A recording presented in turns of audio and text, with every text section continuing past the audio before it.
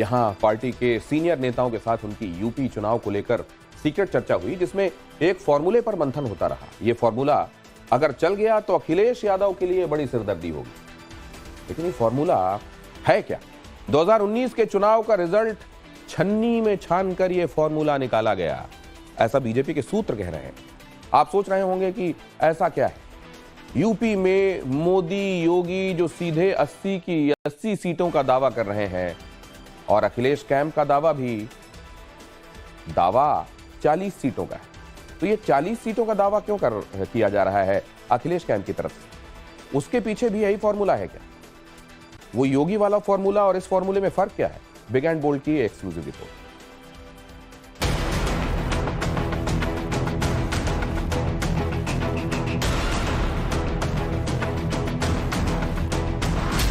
योगी आदित्यनाथ का UP clean sweep करने का मंत्र है, हारी हुई सीटों पर फोकस। जबकि अखिलेश यादव की साइकिल उन्हीं सीटों पर पहुंच रही है जहां 19 के चुनाव में समाजवादी पार्टी और उसके गठबंधन को जीत मिली थी। बीजेपी का फोकस यूपी में विपक्षी पार्टियों के मौजूदा सांसदों को सदस्यता दिलाना है, जबकि अखिलेश यादव ऐसे नेताओं पर डोरे डाल रहे हैं जिन्हें मोदी और योगी भाव नहीं दे रहे।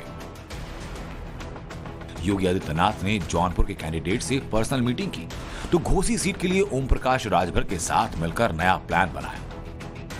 अखिलेश यादव ने पहले तो पीलीभीत के कार्यकर्ताओं से बंद कमरे में मीटिंग की, फिर जौनपुर के समाजवादी पार्टी से जुड़े लोगों से मुलाकात की। जौनपुर और घोसी वो सीटें हैं जिन्हें बीजेपी 2019 के चुनावों में गंवा चुकी है।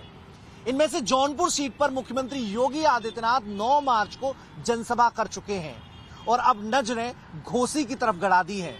सूत्रों का दावा है कि मुख्यमंत्री योगी आदित्यनाथ घोसी इलाके में जनसभा करने का प्लान बना रहे हैं, जबकि प्रधानमंत्री नरेंद्र मोदी की एक जनसभा मऊ इलाके में हो सकती है।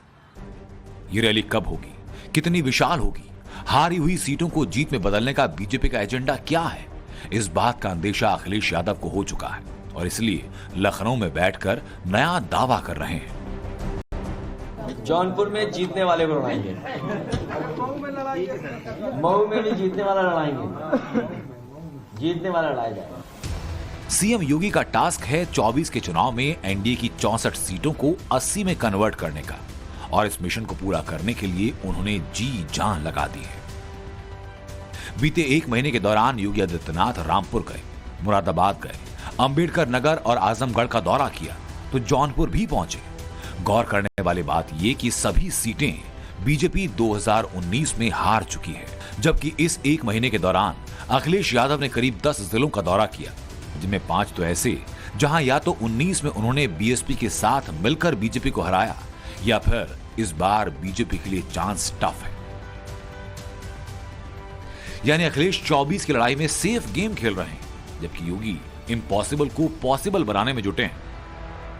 भारतीय जनता पार्टी से अगर आप उम्मीद कर रहे हो कि आपको आरक्षण देंगे तो आप भूल जाइए। ये वो लोग हैं जो आपका आरक्षण खत्म कर देंगे,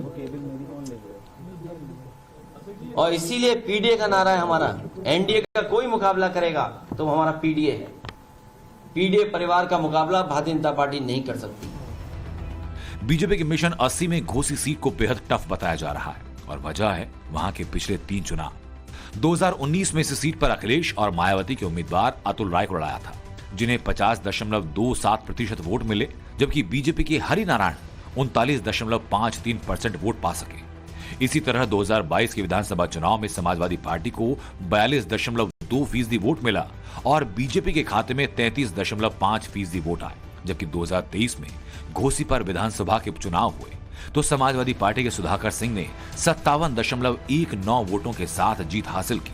इनके मुकाबले बीजेपी के दारा सिंह चौहान को 37.54% वोट मिल पाए थे। इस सीट पर बीजेपी 2014 में लोकसभा और 2017 में विधानसभा का चुनाव जैसे तैसे जीत पाई, मगर उसके बाद से ग्राफ घटता चला गया और इसलिए 24 के चुनाव में सुभाषपा को यह सीट देकर नया दांव चला गया। घोसी में कुल 20,55,000 वोटर हैं, जिनमें सबसे ज्यादा एससी वर्ग के 5 लाख मतदाता, मुस्लिम वोट 3.5 लाख और यादव 2.5 लाख, चौहान 2,30,000, राजभर 2 लाख है। वैश्य और मौर्य वोटर भी यहां 1-1 लाख हैं। राजपूत वोटर्स की संख्या 1 लाख है। ब्राह्मण और निषाद मतदाता 80-80 हजार हैं। यानी मुस्लिम और यादव वोटर को छोड़ दिया जाए तो बीजेपी बाकी सभी पर नजरें गड़ाए हैं। समाजवादी पार्टी ने घोसी सीट पर आखिरी बार अपने दम पर साल 2004 में जीत हासिल की। इसके बाद 2 बार बीएसपी के जो सांसद थे उन्होंने फतह हासिल की। घोसी से बीएसपी के सांसद अतुल राय रेप के आरोप में पिछले 5 साल से जेल में बंद हैं। ऐसे में बीजेपी को अपने जीत का चांस ज्यादा लगता है। और वैसे भी अखिलेश यादव और मायावती के जो कैंडिडेट हैं वो अलग अलग चुनाव लड़ रहे हैं। ऐसे में चर्चा इस बात की कि ओपी राजभर अपने बेटे अरविंद राजभर को जिताने के लिए मोदी और योगी की रैली कराना चाहते हैं ताकि टारगेट 80 को लॉक करने में किसी तरह की कोई दिक्कत ना आए। बरकत राजभर, अरविंद राजभर के नाम पर वोट नहीं जनता देगी। जनता अगर वोट देगी तो मोदी जी के नाम पर और योगी और शांति और सुरक्षा के नाम पर वोट देगी। घोसी लोकसभा की जनता जागरूक हो चुकी है, बुद्धिमान है, पढ़ी लिखी है, हर बात समझने लगी है और बहुत दुखी है भाजपा सरकार से। बेरोजगारी को लेकर, शिक्षा को लेकर, महंगाई को लेकर बहुत दुखी है। इंडिया गठबंधन कौन पूछता है यहाँ एकदम 100% प्रत्याशी अरविंद राजभर जीतेंगे। यहाँ की जनता उसी को चुनाव करेगी भाई जो यहाँ काम किया है और यहाँ लोकल का है।